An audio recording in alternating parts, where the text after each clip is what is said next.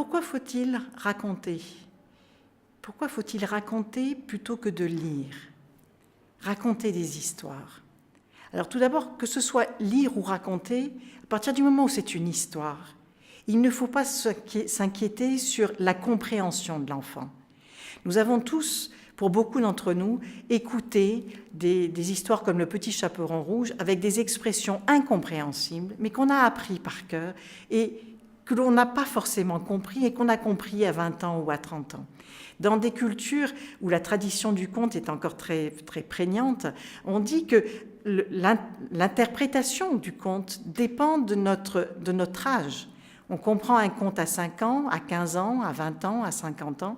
Et nous, on a un petit peu ça dans la culture française, dans la culture en langue française, avec le Petit Prince de Saint-Exupéry, où on ne l'entend pas de la même façon suivant notre âge. Donc la compréhension, il faut vraiment la laisser de côté et laisser l'expérience de l'enfant l'interpréter à sa sauce et pas comme nous, avec notre âge, nous comprenons l'histoire. Nous sommes dans des âges différents, donc il ne faut pas expliquer ou vérifier que l'enfant a compris les mots, peu importe, puisqu'il va attraper ce qu'il peut. Et puis, pourquoi raconter? Dans raconter, il y a compter de nouveau. C'est pas compter, c'est raconter. Et après, je parlerai de lire.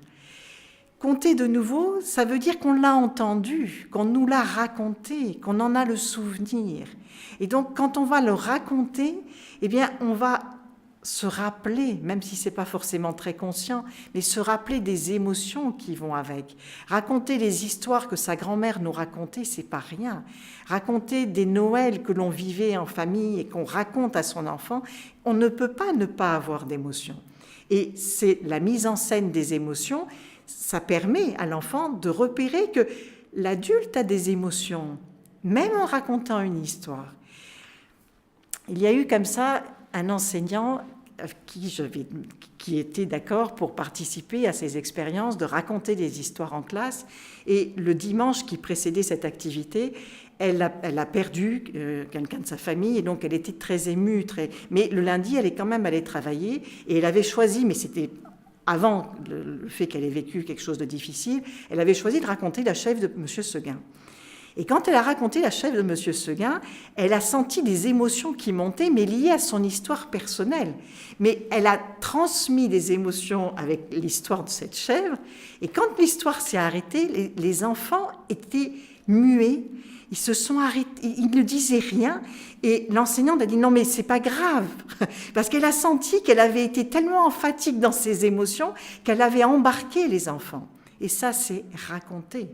Et raconter, bien sûr, il faut des conteuses pour conter, mais il nous faut, nous considérer comme des raconteurs, parce que ce sont nos histoires, et donc on les porte.